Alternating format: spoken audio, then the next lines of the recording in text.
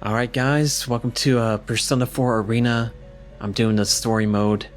There's actually two Persona 4 fighting games. The first one is Arena, the second one is Arena Ultimax. This is actually Arena Ultimax, but you can buy the DLC for $10 that allows you to play the story mode from the first game, Arena. So that's what we're doing here. I tried to record this before, but my mic audio messed up, so I'm not expecting any fighting in this first video. There'll just be a lot of reading, some voice acting, and yeah, hopefully we'll get to the fighting in the second video. But if you haven't played the Persona 4 or Persona 4 like Golden, and you want to play that or watch that, then this may contain spoilers for that. I'm not really sure, but just in case, you can go ahead and skip the video. But anyway, let's go ahead and continue. Blue. The floor, the ceiling, the furnishings, everything is blue. It's quite unlike what I normally see throughout my day. It's a little slow, the text, and yet my heart is mysteriously calm, and I'm not really sure how to get the stuff at the bottom of the screen, how to get that off, but anyways. I recognize the slight rumblings as an engine and realize that I'm in a car. Or rather, someplace else I recognize. Welcome to the Velvet Room. The old man with the bizarre face sitting before me makes an expression that appears to be a smile. Sitting quietly next to the old man is a woman as beautiful and delicate as an ice sculpture. Ah, it seems we have a guest with an intriguing destiny. My name is Igor. I am delighted to make your acquaintance. The Velvet Room. Igor. Even though I'm barely conscious, I remember that this is not the first time I've heard those names. Yeah, this takes place after the first Persona 4 game, so... I see, this is a dream. This happened in the past. I've been in this room before. If my memory is correct, what he says next is... This place exists between dream and reality, mind and matter. It is a room that only those who are bound by a contract may enter. It may be that such a fate awaits you in the near future. The words I expect to hear fall from the old man's mouth. I'm surprised that I still remember them. Another me, the other one not in the dream, can't help but smile at that. Now then, why don't you introduce yourself? I remember this too. When I said my name here, it forged a contract with them. And so I answer.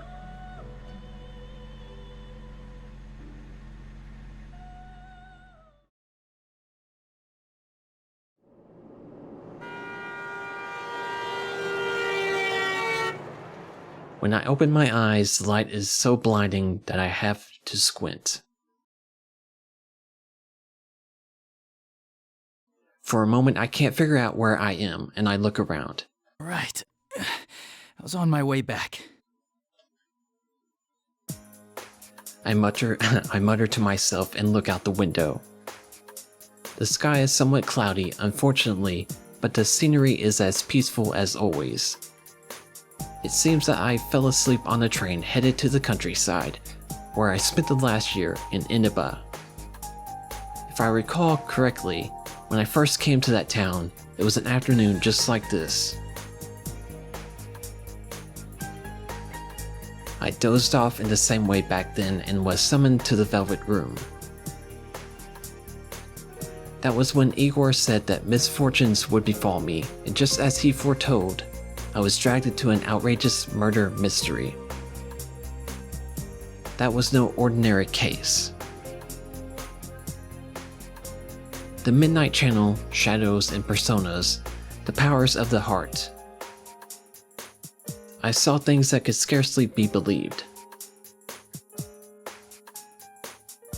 But I made memories there that could never be replaced as well. We gained the powers of the personas and we suffered together. I stood with my friends on the investigation team against these misfortunes and fought alongside them. There's no way I could have overcome such ordeals without their help. Wonder what everyone's been up to. After solving the mystery, it was decided that I would leave Inaba around the same time my parents would be returning from overseas. It's been about 2 months since I last saw them all, as they were saying goodbye to me at the train station. I had decided to stay at the Dojima residence during Golden Week so that I could spend the holiday with my friends. Of course, my uncle was happy to hear this, and his only daughter, Nanako, should be glad to see me too. Oh, damn it! I still haven't picked up Yosuke's gift. It was supposed to be something special after all. Actually, I received a call from Teddy, one of my investigation team friends, this morning. The details of the conversation are a bit confusing. Hello? Is this Sensei? Yeah, what's up? I'm really sorry to bring this up, but I forgot to tell you something very important. I have a special request for the souvenirs I'm sure you'll be bringing your best friend. Teddy, I'm pretty sure you're not supposed to tell people what you want them to bring you as his souvenirs. I already have souvenirs for everyone, but oh well. Sure enough, Teddy was only asking for some snacks that aren't sold in Inaba, so it wasn't much trouble. Ah, but there was one problem. Oh, and one more thing. Can I ask you to pick up something for Yosuke too? I was planning on bringing something for everyone anyway, but go ahead. Cool! Well, Yosuke's been down in the dumps after his mommy burned his favorite nurse. She was what I called scorching hot. Just kidding. A nurse? Aw, come on, Sensei. You know what I'm talking about. His nurse magazine with the chest examinations and the bear behinds. I see. And you expect me to buy him a replacement? Of course, silly. People coming to visit are supposed to bring presents. All right. Oh, I was planning to head back tomorrow, but since we're meeting up early, I decided to go back today. Can you pass that on to everyone? Aha! Then the sexy nurses will be arriving even sooner.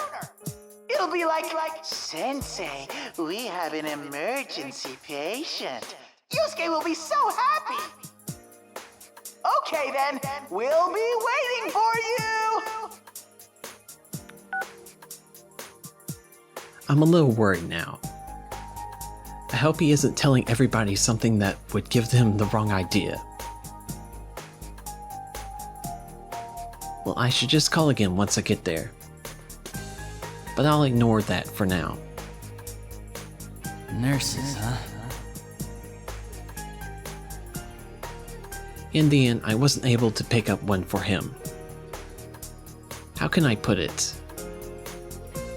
I'd feel bad for Yosuke if I gave him that magazine and every time he opened it, his friend's face kept popping up in his head. And I have to think Yosuke has his pride too. He doesn't need me buying him that stuff. Then again, this is Yosuke we're talking about. I'm sure he'll understand if I explain my reasoning. Probably. Now pulling into Yaso Inaba. This will be the last stop. Yaso Inaba. Oh, End of the line already. Looks like I've been asleep for a lot longer than I thought. Just as that thought came to me, a certain worry crossed my mind. If I had a dream of the Velvet Room, did that mean I was going to be dragged into another adventure? No, I shouldn't think such things. I'm overthinking it. Igor had said, I am delighted to make your acquaintance, after all, so it's nothing but a dream. It's quite misleading since I've had dreams of being summoned into the rooms ever since. The train begins to slow and I take that as my cue to gather my belongings from the luggage rack above me. When the train comes to a complete stop and the doors open, even the smell of the wind evokes a sense of nostalgia. Haha, I think. I'm getting a little too sentimental. I step out to the platform with a wry smile.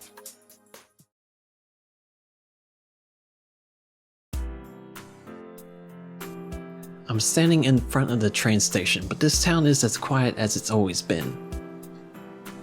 I realize that the sun has started to set and the orange sky envelops the world. Now, what should I do?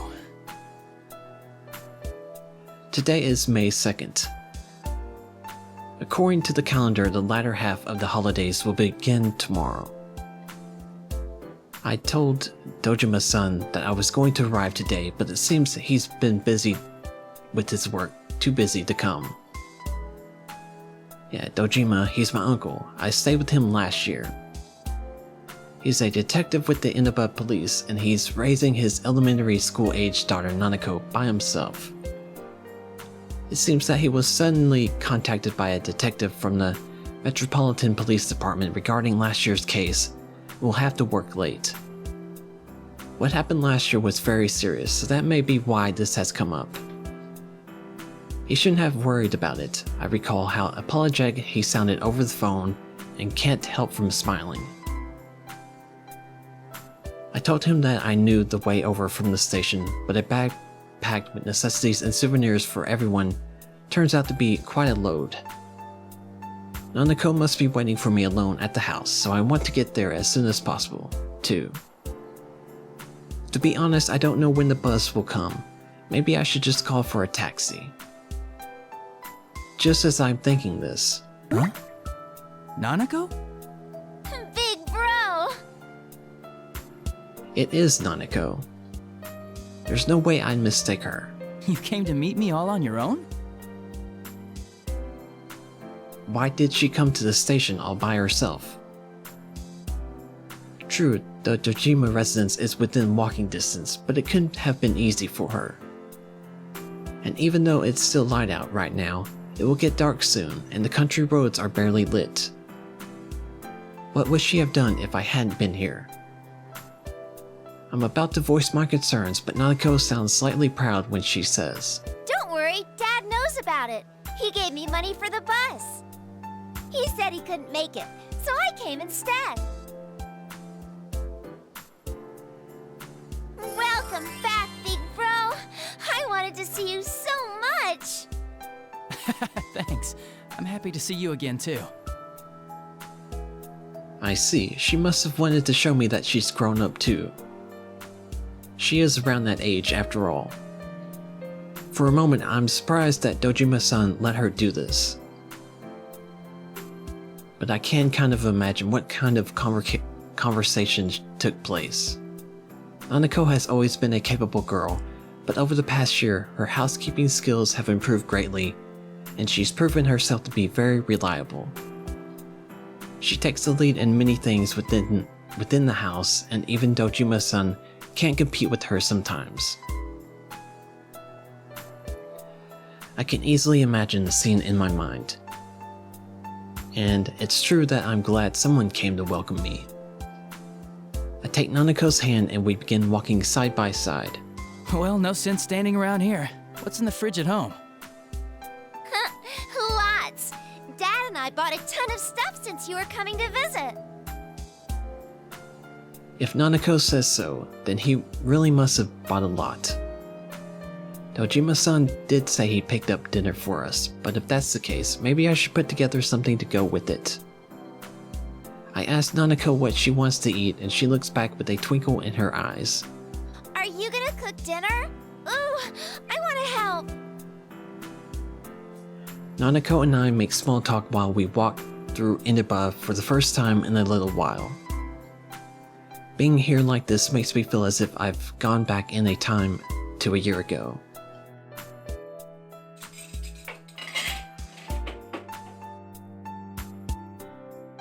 after we get back to the Dojima house, I hurry and unpack my belongings before heading to the kitchen. Nanako helps me out as diligently as she has claimed earlier.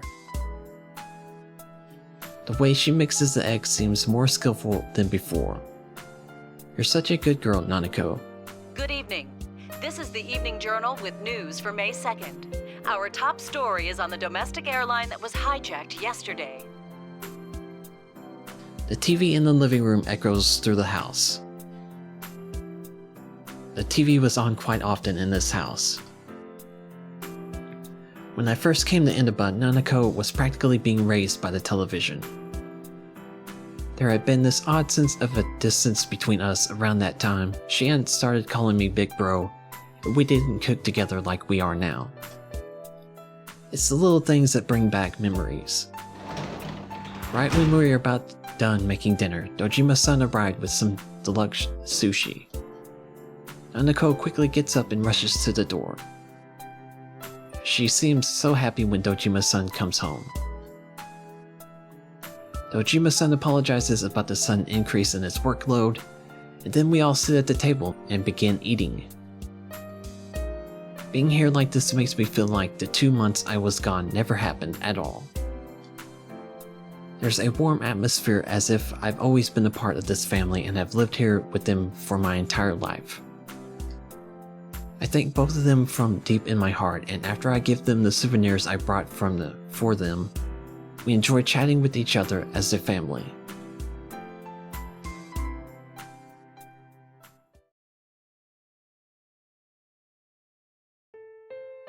Phew.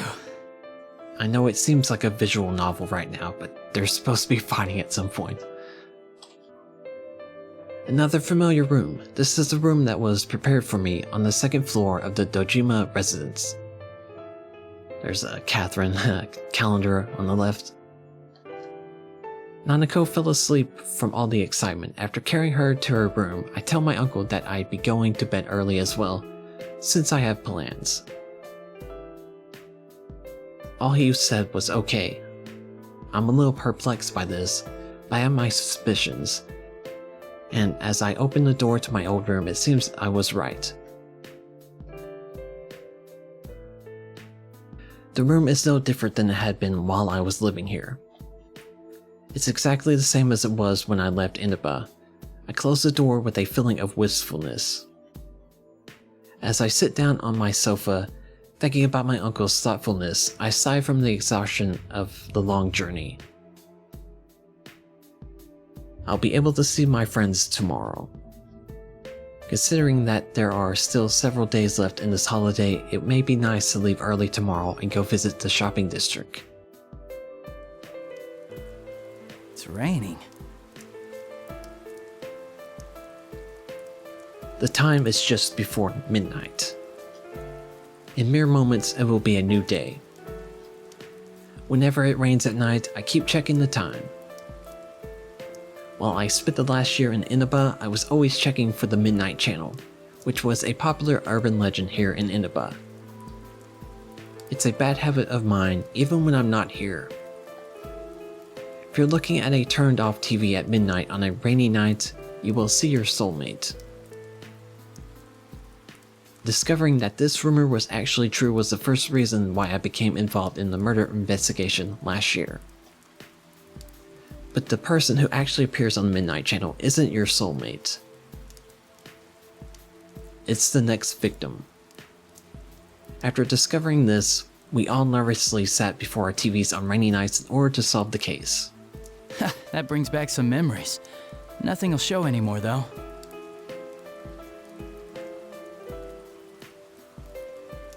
Will nothing really appear, though? I suddenly have doubts. Why would I think that?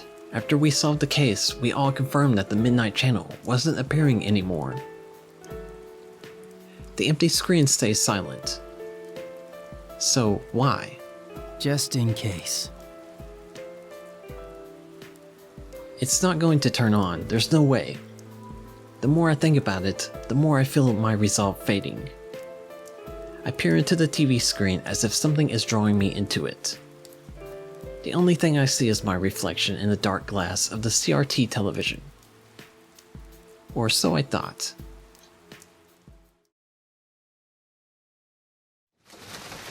Rivals. They are friends, yet powerful foes. The desperate fighting program amongst high school students. A new legend is about to start.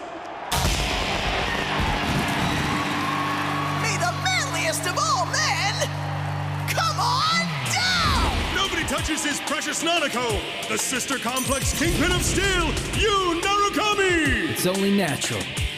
Wage slave in the boonies by day, hero by night, Captain Resentiment, Yosuke Hanamura! Everything that bores me has gotta go! A spunky dragon with deadly legs, the carnivore whose discarded womanhood, Chie Satonaka! You need to eat more meat! Please escort me to the ring, my prince, the unconquerable Snow Black, Yukiko Amagi! I'll finish you in one strike! Blooming roses and bulging muzzles, the blood-curdling beefcake emperor, Kanji Tatsumi! Deep into realms of romance, The body of a child, the brain of a genius, the 2000 IQ killjoy detective, Naoto Shirogane! Is this an army of idiots? Fight and survive towards the one throne waiting at the end! The P1 Grand Prix where fierce fights will be fought! The battle begins tonight!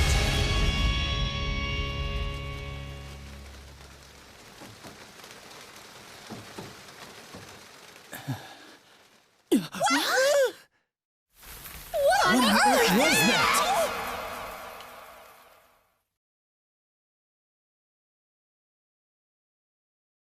What? Sister Complex Kingpin of Steel? Was that me? Sister Complex Kingpin of Steel.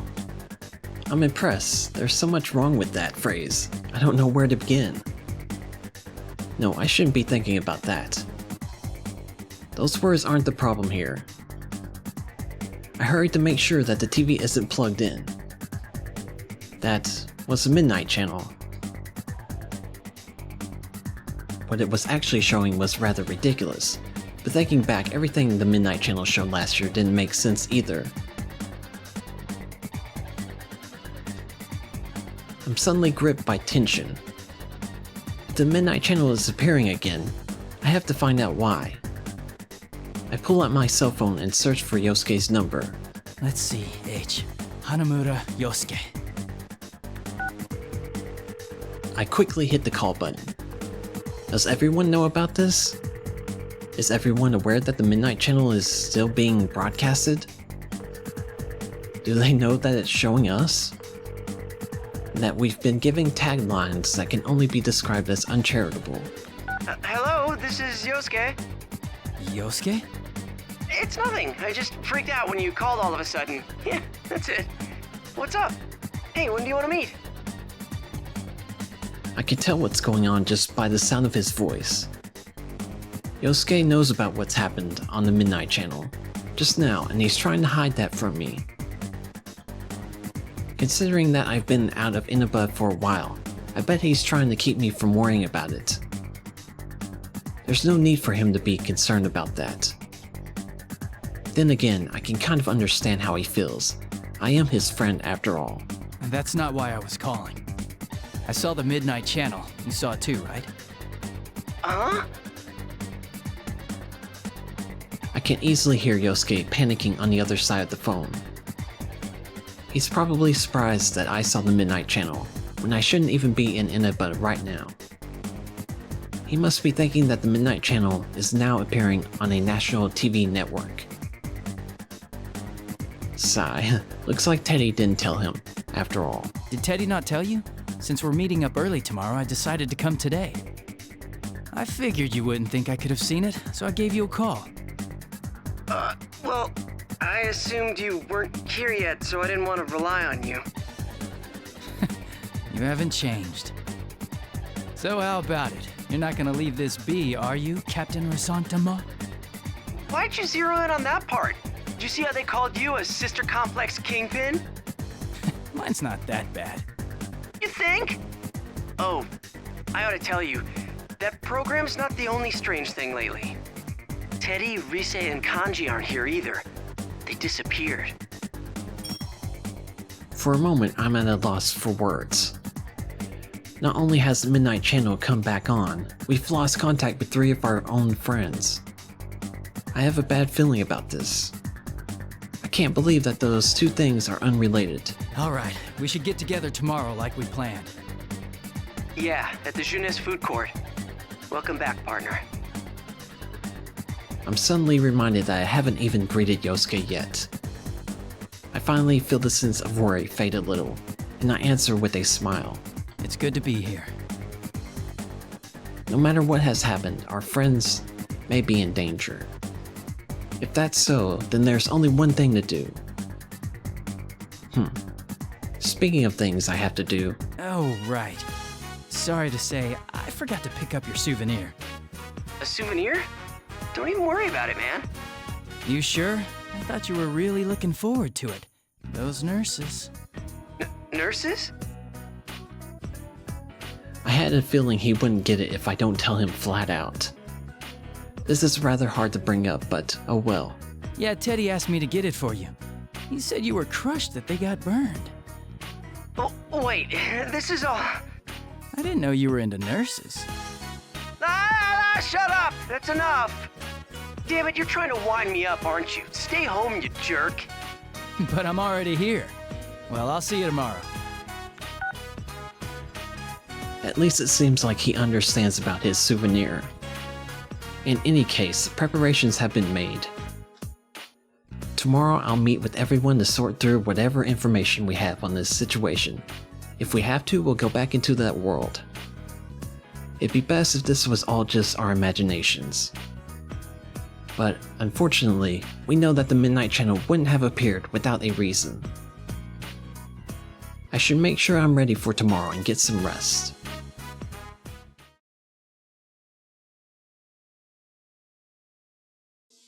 I was hoping there'd be like a cutscene or something. This place is lively as always. I look across the food court on June's roof for the first time in a while. Even though there aren't many people in Inaba, this place is exceptionally crowded.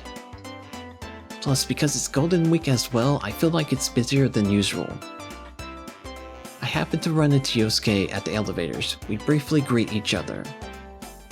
Guys are weird like that. The closer we are, the more simple our interactions when we meet each other face to face. The 2 of us step out onto the food court. We immediately find Yukiko and Chie. They wave back at us from the bench they're sitting on. Good to see you guys again. Welcome back! We missed you! The guest of honor's finally here! You're looking well. Welcome back. Should we... Oh, he already knows about the Midnight Channel thing. He's actually the one who called me up about it. Oh, I see. This has turned into a pretty thrown-together reunion, hasn't it? But I'm glad you came. We chat some more while we all sit down. Then Yosuke stands up and clears his throat loudly. He's probably been waiting for the right moment to say something. He hasn't mentioned anything to me, but I can easily guess what he's about to say. We all look towards Yosuke. Well, it sucks that we can't hang out more before jumping into another mystery, but to celebrate our partner's return, I hereby reinstate the investigation team in response to the Midnight Channel going back on the air last night. Oh, the team is back! Just hearing that name again gets me all fired up. Yeah, let's do this! I don't think the applause is necessary. Why not? It's been 2 months since we last saw each other, after all. Chie and Yukiko start chuckling when I shrug. And though Yosuke seems saddened at that, he still ends up laughing along as well. It's a relief to see that they're the same as always, but because of that, it makes me even more worried about the friends that aren't here right now. We can't start slacking off. we begin to sort through the information that we know about already. Let's get cracking. I mean, this is no laughing matter. No one's heard from Teddy, Kanji, or Rise. Just those three, right? Yeah. Oh, I got a hold of Naoto-kun, but I didn't tell her about this stuff. She told me she couldn't make it today because of her job, so I didn't want to worry her. She seemed pretty bummed that she couldn't be here too. If she has a reason for not being here and we can still contact her, then Nanato should be fine. That leaves Teddy, Rise, and Kanji. Not hearing back from them after an entire day has passed isn't normal at all. The relationship between their sudden disappearances and the reappearance of the Midnight Channel last night disturbs me. One thing's been bothering me. The picture on the TV was very clear last night. Yeah. Going by the pattern from last year, it wouldn't be that clear until after the victim entered the TV. Hey, isn't this the first time a big group of people was shown together? Plus, we're still here. Why us anyway? And what's up with those insulting descriptions? Chie seems pretty angry about it. Many of the locals know about the rumor of the Midnight Channel. In other words, this troubling broadcast has already been seen by who knows how many people. From what I've been told, the moment Chie tried to ask another student about the Midnight Channel, the other girl ran away with a look of fear on her face. It's no surprise that Chie would be angry. Still, What bothers me most is Teddy. He was acting like the host of that show. Yeah, and we can't find him. This smells fishy. Then again, I doubt he would play a prank like this for no reason. I guess we'll just have to go inside the TV and find out what's going on. that's right, go inside the TV. Out of everything, that was the element that shook our common sense the most out of everything we experienced last year. Actually, the murders in last year's events happened in another world inside the television. This world is filled with monsters called shadows that are born from people's hearts. Because my friends and I gained personas, the power to defeat these shadows, we were able to enter the TV screens and fight them. Won't we be stuck in there without Teddy to give us an exit? But even we persona users would find it extremely difficult to leave that world on our own. In order to come back, we need the exit TV that our friend Teddy was capable of creating. Not so. I've had Teddy keep the exit TV out on that side. Look at you, all prepared. I mean, think about it. What if we were half asleep and fell into a TV when Teddy wasn't over there? Isn't that a scary thought? Like anyone would be that clumsy. Anyway, it sounds like it's safe for us to go investigate then. No matter what the reason, it's reassuring to know that we have an exit strategy ready for us.